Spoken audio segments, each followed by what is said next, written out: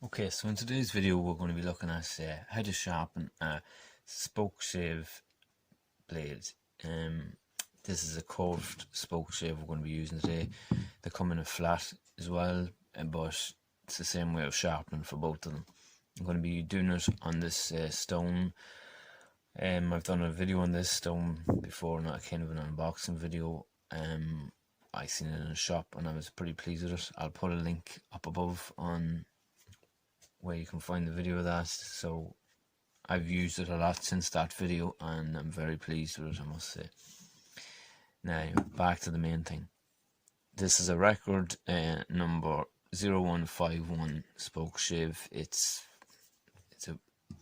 an antique tool probably at this stage, but it's a brilliant tool, as all antique tools are, unlike some of the new stuff. So that's why I like it, and that's why I use it.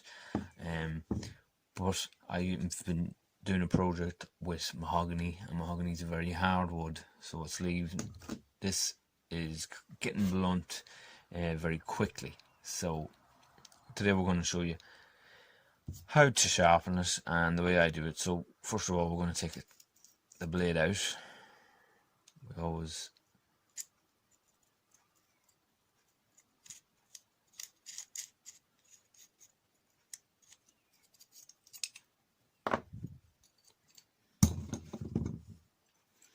okay, and as you can see,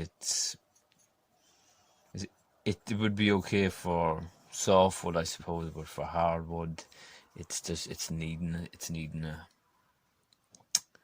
a sharpener. That's our point there of what we're focusing on today, to sharpen. Okay, that would be roughly about 30 degrees. So the best way to judge 30 degrees is if you got a protractor and you see you go from the line to 30, so you can see, well, roughly that's what I'm aiming for there. You could go on Google image 30 degrees, 30 degree line, and print it out, or go on your phone. Just familiarize yourself with what 30 degrees is, there or thereabouts, of what you're aiming for when you're sharpening.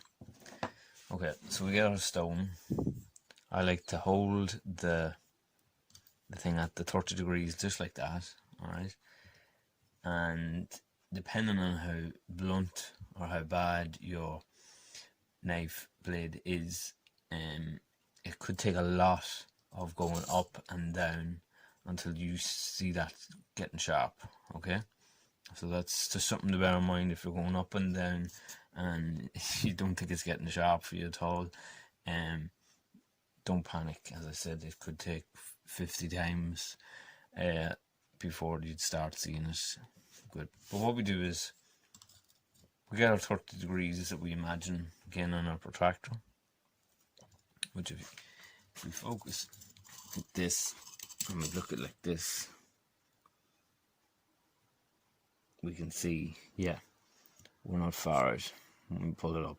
Alright, that's the way I like to do it. It's a good way of doing it. But anyway, so we get it like that. I like to hold it like this, and just slowly up and down, up and down.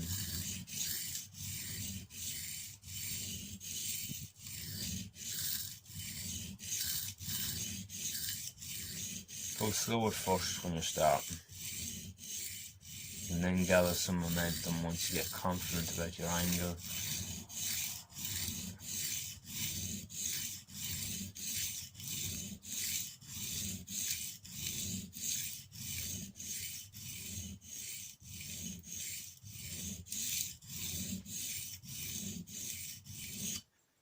We can take a look and we can see that we're getting near a sharpness. Now, as you can see, I can feel it and I know, yeah, that is getting sharp. So,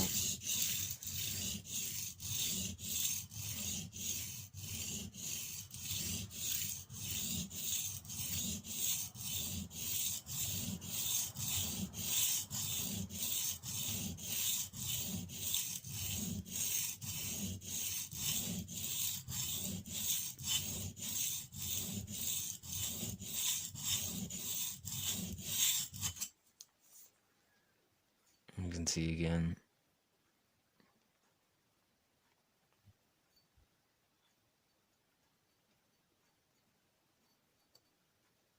I like to put my finger on just to make sure that there's not too much heat getting into the blade.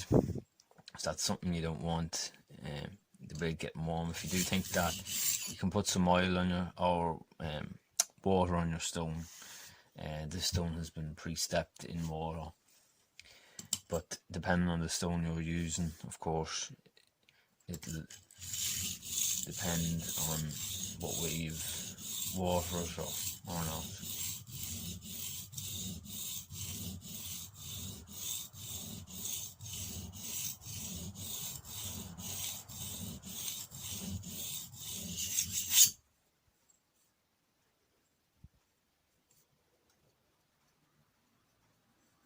Okay, so what I like to do there is when I know I'm near it, there's a softer side on this stone. It's a 600 and a 400 grit stone. So I will give it now a few runs on the soft side, just to finish it up on the.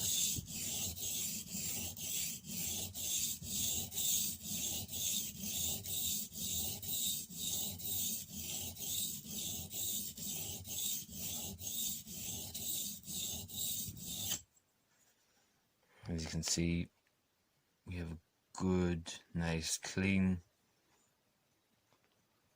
edge.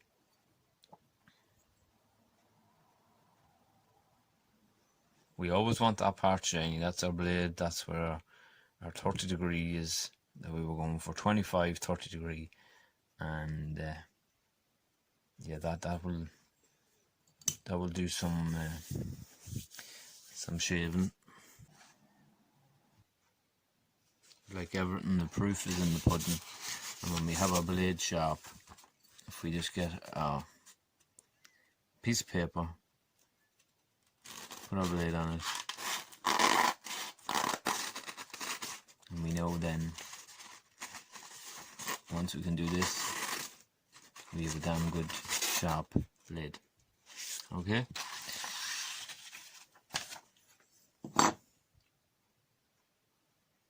Before we put our spokeshave back together, it's always important to keep that part that touches the wood nice and clean. So I like to get some oil on some sandpaper, just give it a nice wee sanding round to keep it very clean, that it can glide on the wood. So that's how we sharpen a spokeshave, curved or flat, plain, and always, as I said in the beginning of the video, you should have a very good stone. As I said, this one, if you can see, it's got a non-grip thing, so it's not budging, as you can see when you're leaving the pressure behind it. That's today's video. Don't forget to give me a like and subscribe, and I hope you find it helpful. Thanks for watching.